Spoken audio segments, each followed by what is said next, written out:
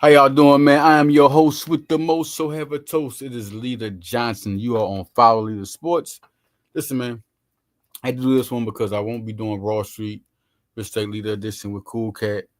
Um, but Cool Cat got to a lot of birds of Broad Street, Simone Stanley, Lord Brunson, Alex Ross, Steve Roth, Alex Wright, and uh, not to mention Alex Wright and Steve Roth and the Cool Cat will be doing the Broad Street Bits Take, and they will be doing this tomorrow. They will be doing it, and they will be broadcasting a lot of Eagles news, and we will talk about that too. That's why I want to do this because I will be out of town in Florida for a couple of days, and usually when I do it on Thursday, I will not be here. So it is time to what I know now. What we need to do. Let's go. All right. Now, first thing is this: Jakorian Bennett has been traded to the Eagles for Thomas Booker. No, Jakorian Bennett was a fourth round draft pick. He's been in the league a couple of years. Man can run a 4.3, 40-inch vertical. Played the Big Ten in Maryland. Was good out there. Big time player in Maryland, man. And the thing is this: very talented. Housed a couple of good. What I mean by housed is, gave trouble to people like Jamar Chase and Cortland Sutton. This man can play, no question. But what y'all got to stop doing, I'm just gonna say this right now: stop saying he's the CB2. He's not. They traded Thomas Booker for him. Now, I'm not saying this guy can't go to camp, like this can't happen. Let's put out the pale of alsos that could happen. He could go to camp, do good, and take a position. We know it's been done in Philly. If a guy plays good enough, he can get it. Not this cute, not the cornerback too. That is between Adoree Jackson and Kelee Ringo. There's no way. I'm not saying that it isn't also, but for y'all to think that is happening, they're trading for a guy who didn't even take over, was able to be traded for a depth piece, and he's a starting cornerback on Las Vegas. This is the Eagles, and you're thinking he's gonna come right over here and he is the starting cornerback. No, that's Kelee Ringo's job. He has to lose to Adoree Jackson. That is the fight. Now, what they're doing is getting depth. This guy can play nickel position real good. He's 5'11". He's 190. He's very intriguing. Instead of everybody saying Eli Ricks or could be in trouble, everybody went straight to cornerback too. I know people are hearing that both Adoree and Kelee, are up and down, but those are the guys. Those are the guys. That's not saying Kelee ain't been good. It's just that nobody's clearly taking their position. Sometimes one have up, and sometimes someone will be ahead. Both of them have first team reps. This is what they want. Those are the four cornerbacks: Quinion, Kelee, Adoree, and Cooper. Those are the four guys.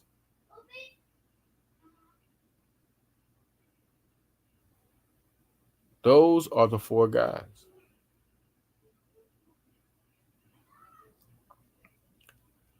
Mac McWilliams has been doing good in camp. You bring Jakorian Bennett over. Now it's going to give Mac McWilliams guys like that. Even Adoree Jackson. Listen, I just don't think Kelee is not winning their job. They haven't said anything that lets you know that he's not. They clearly went there with confidence to have him next to the cornerback 2 position. Clearly, confidence is there. They have him in the cornerback 2 position. But he's battling Dory, so it won't be just a walk in the park. Now you got a guy with experience you have to beat out. This will see if you're ready. And then Dory's going to be Isaiah Rodgers' role. This is now Jakorian Bennett. Yes, I think he's next. I think you like Mac McWilliams, but they don't want to rush their rookies in there. So now you got a guy with experience as their 5th guy. This is what you should be saying. They have 5 guys with experience. They've played against some of the best cornerbacks and did good. They have 5 guys now. And then you got Eli Ricks. That's 6. And then so I think it's a possibility 7 could be there. But in all honesty, if we're talking, it could be a 6. But 7 could be there because if you're looking at the safeties, You know, Sidney Brown right now. Sidney Brown and Makuba are doing good. Look, Brown's doing good. So now he's. I think he's going to start. I think we're just waiting for him to show that he's a. They just want him to take that next step. They don't want to give Ringo and Brown those positions. I mean, they're not. Clearly, is a big like these guys. They're going to have a good secondary. The other guy, Tristan McCullum's doing good. The experience he's had, I think, that is really up. He's another fast 4-4 guy. And that's it. I think those are the four safeties. I don't think they go anywhere else after that. I think it could be just four safeties and 7 corners. That could be 11. That could happen. We'll see. Unless Eli goes right back to the practice squad. We'll just see how that goes. You know, that's big. But Jakorian Bennett is a good addition, man. Listen, you're going to put him at nickel. You can put him on the outside. He's going to be able to run with anybody at 4.3. That's crazy speed. And 40-inch vertical, you'll be able to jump with anybody. He's going to be a guy you could throw in there on packages. I mean, because they already talked about putting Cooper in base and safety. So when you start moving him around, you can start putting Jakorian Bennett right there. Nobody's saying this. They don't want to rush Mac McWilliams to the nickel position. They got another guy they can put there when they move Cooper around. Y'all, nobody's saying this. This is what this is looking like. Because Cooper is going to be moving from safety. He's going to be in base packages down by the linebacker position. And you got to have somebody that's playing next to they don't want to put Mac as good as he's playing. They don't want to throw him in there. And then next year he'll be battling Mac McWilliams. We'll be battling him for time and all that. We'll see where he goes. We'll see because now Dory's going to be gone. So listen, they want to keep it deep at cornerback, and this is a big pickup. Yes, you should be happy about this pickup because this is a very talented, good pickup. He's with Vic Fangio. He's a 4.3, 40-inch vertical guy. Look what he did with Quinion. It's same type of guy, 4.3, 40. Listen. This is a very good pickup, and it makes them very, very deep, just like their linebacker. Now it makes them deep at cornerback now. And don't forget Eli Ricks. Like I say, Eli, if they keep 7 cornerbacks, he could just be on the practice squad and just come up when he, you know what I mean? Like this is it's really because Eli's been good in camp. Everybody I've talked to you about as cornerbacks has been good in camp. Okay, man, listen. Got more to catch up on when we get back on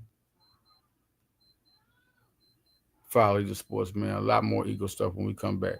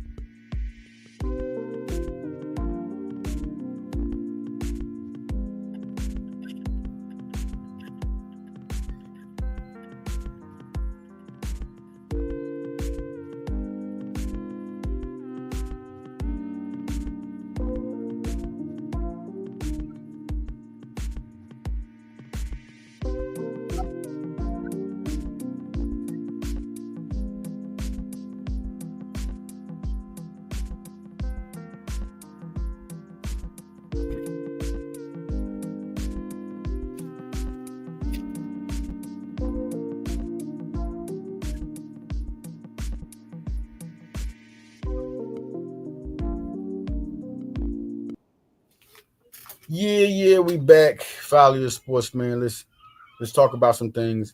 The depth chart came out for the Eagles, and it's a lot of things like the Cal McCord, the position. I saw some offensive linemen. Darian Kennard is in there, offensive lineman. I just saw some things. Nia Smith for Johnny Wilson, or a 4 or 5 receiver. Listen, it's not over because Elijah Cooks is doing real good. Terrence Marshall's been talked about. And Smith and Wilson haven't got that type of praise, but they've gotten some. But it don't look like Dorian Thompson's doing because he's ahead of McCord. But that's experience. We'll just see how this goes. But Thompson is doing good in camp. Shipley is over Dillon. Now, people, listen. Say what you want.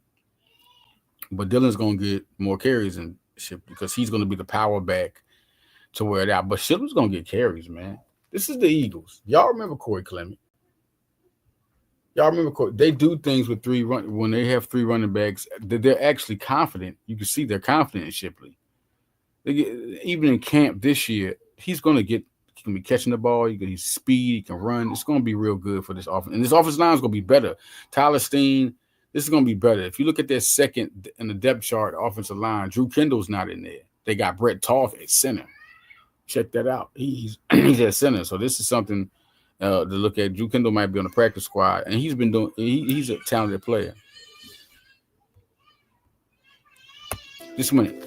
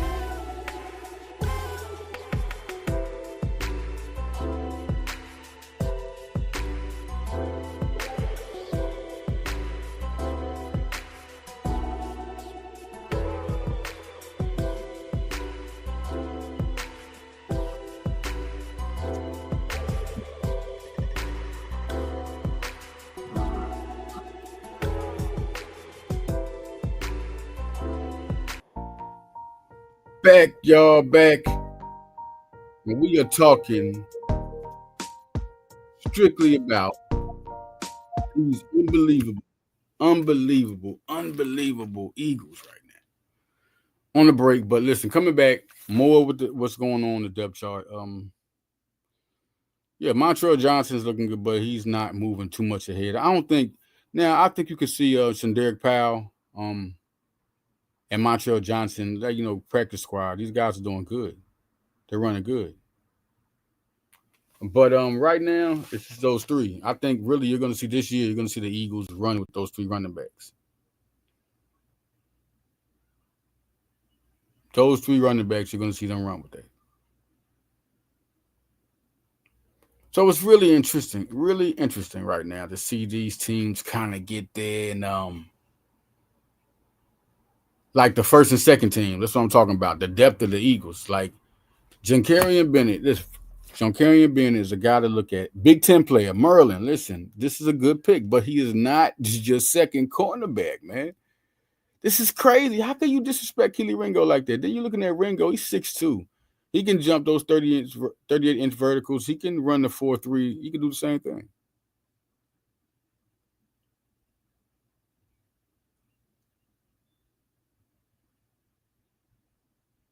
Kelee Ringo is the guy that's going to win that job. And then Sidney Brown and Makuba, I just think that what they're doing is real good, making them play tough competition. When you look on the depth chart, it's Makuba and Brown. It's not one ahead of the other. Ringo and Jackson, it's not one ahead of the other. Those are the two big position battles. Colin Granson's number 3 in tight ends. I'm telling you, he's going to be a guy to catch the ball. It's really going to be fun to see how this offense evolves because one thing I'm going to talk about is it's going to be the X factor. It's going to be on Broad Street Bill State Leader Edition when I come back next Thursday. The X factor on the Eagles. It's like a good 5 players that they're going to be able to kick up and do things for the Eagles, and it's going to make them even better. And I'm going to tell you what it's going to be. Before the episode, I'm going to tell you what it's going to be. Jahan Dotson. Listen, Jahan Dotson is one guy. A.J. Dillon. That's another guy that's going to kick up Sidney Brown, Colin Granson, Avery Williams. These are guys that nobody's thinking about. Jahan Dotson's going to have a big season. They're going to be all on A.J. Brown, and this guy is good. He can run routes. He's crisp. He's fast, explosive. And then you talk about A.J. Dillon. When you got Saquon Barkley, when you got this line what Tyler Steen is doing in training camp, this time's going to be better than last year because Tyler Steen is bullying people. A.J. Dillon's going to have a big season. He's a power back. He can also catch the ball. That's going to be one of the X factors of this team. Kylen Granson. Kylen Granson's going to be the third tight end, and they're going to forget about him. He reminds you of L.J. Smith. He's athletic, catch the ball, and people are going to forget about him when Grant Calcaterra. That's another guy, Grant Calcaterra. This is a guy that is going to be an X factor. These guys are going to get the ball because of other weapons. I mean, you really got this team is going to be different. These are the X. A.B. Williams, because people don't understand this guy can return kicks, and now they got him as a receiver on the depth chart because they want him to make the team. I mean, they want 3 running backs, and they want him to make the team. He's going to be one of the probably 5 or 6 receivers. He's going to make it because of special teams. A.B. Williams was as far as the depth chart go, he wasn't a kick returner on the depth chart. No, he's not a kick returner on the depth chart. You know, the guy is Will Shipley and Cooper DeJean. And that could happen. But A.B. Williams is the guy they're very interested in, and we're going to see how this goes with the Eagles. But Jakorian Bennett is not going to start at your cornerback too. He's not. That's not what they traded him for. Everybody's jumping to conclusions. It's between Jackson and Ringo. That is it. It's between Jackson and Ringo. Bennett is there for depth. They only traded Thomas Booker for him. This is if this was a starter position type of, they would have traded for somebody big time. They would have been got Jalen Ramsey. They would have went for somebody like, if this was really a priority, they would have did that. Just like they did with Ronald Darby when they had. Listen, when you want to go big, you go. They're not going to go for a 4th rounder. This is for because they got Cooper DeJean moving around. Cooper DeJean can play the base. He's playing the safety. He's going to be all over. I expect a bigger season out of him. Jakorian Bennett is going to be backing up Cooper DeJean. That's how it's going to go. Now, I want to talk about the Phillies. But before I talk about the Phillies, I want to talk about Micah Parsons. People like Micah Parsons won't go to the Eagles. No, he's not going to. No, there's definitely a possibility. Vegas has them along with New England because New England got the money. But Micah Parsons, man, why I think this is different, a lot of people's like, oh, well, you know, a lot of people ask for trades. Nobody comes out and tells their business like this. They don't. Nobody comes out and tells their business like this. And really, I'm bringing up Micah Parsons because people were saying Nolan Smith in the trade, but no, that's not the trade. That's going to be Jalix Hunt. They're not going to trade Nolan Smith. I told people he just like Micah Parsons. I said that. They didn't fully give him the starting position at the top of the year. You know, when Graham got hurt, then he started getting those reps, but he would have had 10 sacks, 10, 11, 12, 13 sacks if he would have been in at the top of the year. Just wait till Nolan Smith plays. Now, Nolan Smith was the number 4th ranked recruit in the nation by 247 Sports out of high school for the 2019 class. 2019 class. And that was guys like that was over him that was like Nolan Smith was Derek Stingley Jr., number 3. Tell y'all fine, that's my guy there. I don't know what happened to him. Thought he was going to be some big time. But it was that's who was over him. Trayvon Walker was right under him. And Georgia was swiping. In 2018, that was Micah Parsons. Guys over him was like Trevor Lawrence, Justin Fields, 2 starting quarterbacks. Xavier Thomas. Listen, man. That was a different class. What I'm trying to say is that they're the same type of people, but you're seeing what the difference is.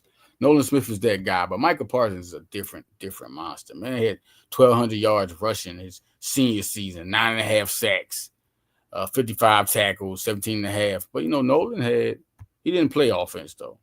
That's just how good Micah was. Micah had like 20-some touchdowns, you know. Nolan had 6.5 sacks, 47 tackles. Nolan was a monster. He was a different monster, different beast. 14 and a half tackles for loss. Big time guy. But Michael Parsons is a different monster. But they're not going to trade Nolan. You'll be stupid. It's like trading head up. Because he's about to break. He's about to be different. They're going to have to pay Nolan. And you would with Jalen Hunt. Now, they're talking about money. No, they would go after him.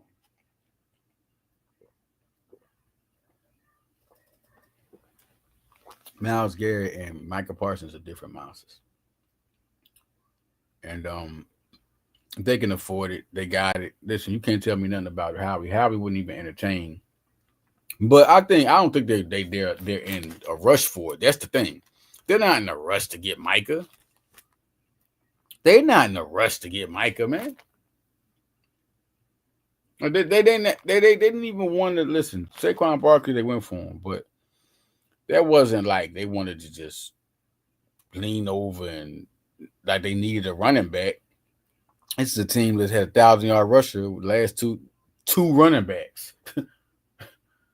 Talking about different. Sanders going to the Super Bowl with Sanders. Swift in the playoffs with Swift. His first 1,000-yard season. 2 career highs for both running backs were with Philly.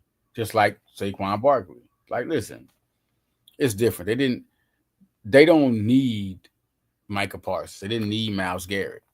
This team with Jalen Hunt and Moro Ojomo, I think they both become stars this year. This is the crazy part about that. Because I would trade Ojomo and Hunt for Parsons.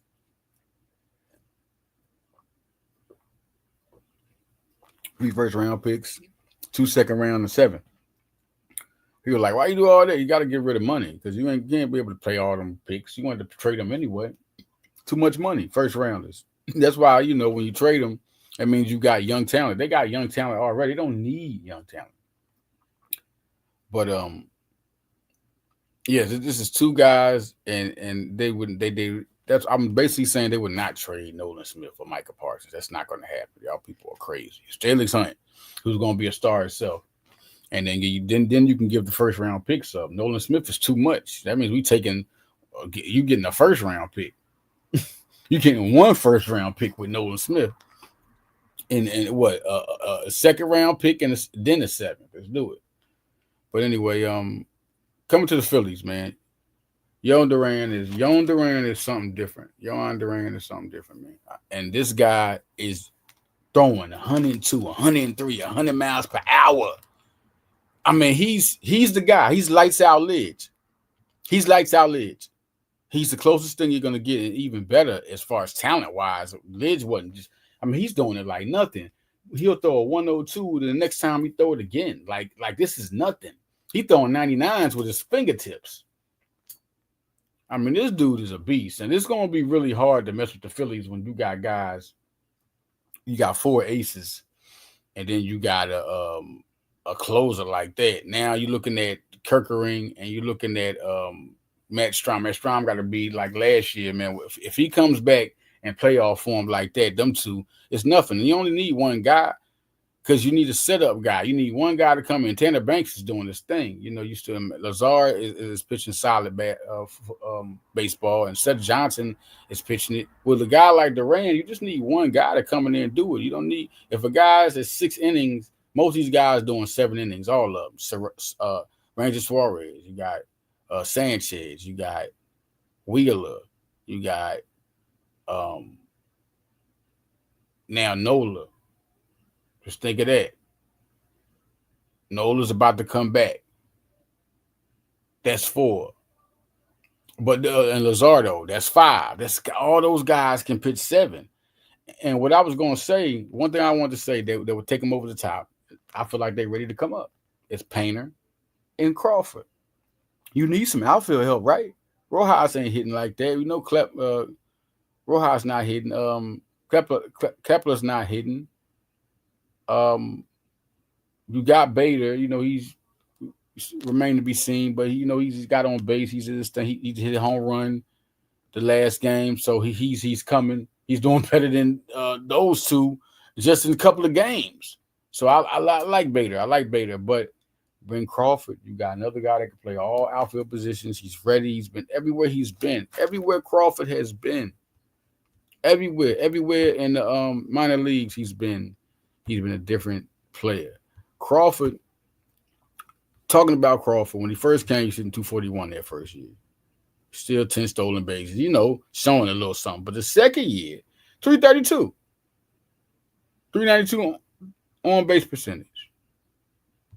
Instantly showed 47 stolen bases. And this was in between Clearwater and A plus. Then he goes the next year, 313. The next year, this year, 326. 326 with 34 home runs. 34 stolen bases. He's ready. It's crazy how I think people don't listen. He's the best. He's been the best minor league prospect since, he's been here. And they got him at 3. It's crazy. They have never had him at number 1. It's unbelievable. And Painter is that guy. Listen, Painter needs to be there too. Painter, tall, 6'7", 215, like a Randy Johnson type, can throw that fastball crazy. Now, he's been struggling a little bit, just a little bit. Been struggling and in between this year, 255, people hitting against him. But he has 79 Ks. All right. You look at the last 10 games and where you put him at as far as Ks, strikeouts, 59 last 10 games. 59. Like you put him in like that 6th guy that could be a starter, and he's going to thrive because people are not going to be ready for him yet. And by that time he's going to be real good. Like people are not going to be ready for Painter. This is a very dangerous pitching staff when you got Nola, Wheeler, Sanchez, Suarez, and Luzardo. It's all 5 of them in the playoffs. Oh my God! Then you got Duran. And then in the middle, they just got David Robinson. The man just seeing how if he's solid, if he's half as good as he used to be, that's good. If he's half as good as his best, that's good. You still got Romano. That is a very underrated bullpen. Romano can get in his own in this time, in the second part of the season. So this is big. I think that's the thing to carry over the hump. Justin Crawford, Andrew Painter, bring them up. Bring them up. They don't have no pressure. They ain't got to be the 8 stars right now. Come in and hit, steal some bases. Like I think Crawford would be into the offense. I think Painter would be real good as that other guy that come in when you resting your starter. You don't want to, because you can do that with this lineup. You can bring the 5. You say, I don't want to do Nola today. We're gonna bring Painter in real quick. That's crazy. I just think they should do that. No question. I think that would lights out be a great decision right there. But listen, man, I'm about to get out of here. Just wanted to give y'all a little heads up on what I think the Phillies. I think the Phillies are headed toward the World Series because with their closers, they're just dangerous. And I think all around this time, the hitters all getting their playoff form. That's what they're doing. Their last game just recently against the Orioles, Baltimore Orioles, 13-3. Guys were just hitting. I think everybody's getting their time. Bader is a playoff guy. He's a play. He shows up in the playoffs the last couple of years. He did good with the Yankees. That's a really big to know. You did good. Listen, this guy I think is an underrated. We'll see just how good he gets. I think he'll be a bench player for a long time. I don't know if he'll be a starter, but I think he's a steal bases. He can hit on runs. He's a guy that's getting to his prime potential, I think, around these times. And I don't know if he's going to be a star. I wouldn't say that, but I think he's going to be productive. He's going to be an impactful guy. And he's a great glove. So this is going to be good for them. So I'm out of here, y'all. Listen, my comeback next time, Follow Leader, who knows we popping up all the time when it's new things, big stories. Shadir Sanders, I want to say this. That is crazy what's going on. I've never seen sports be so critical and kind of, stereotypical when it comes to Caitlin Clark's situation, the Shadir Sanders situation. You look at it's just real different. I'm looking at stuff and just realized that Jalen Hurts won't give him his credit as a top of the line quarterback. What is that's crazy. They're saying that Jalen Hurts he has to be these numbers, but without the numbers, he's doing everything that you do when you get the numbers and you consider a person to be when they have those numbers. Everything he's doing is the outcome of what people feel like a person with the numbers are talking about has. He's won a Super Bowl. He's performed great against. Forget this is a Super Bowl. You don't want to say this is one game. There's so many Josh Allen, Patrick Mahomes in the season, Russell Wilson against. You're gonna say, come on, listen. I'm naming everybody. Lamar Jackson. They do not show up and play against Jalen Hurts good. Jalen Hurts is not on the defense. He's a quarterback. But what is that quarterback doing? You're still elite. We're not talking about Jalen Hurts' weapons no more. We're talking about this defense. If you're elite, there's nothing to say for a quarterback if he can't not performing against a defense.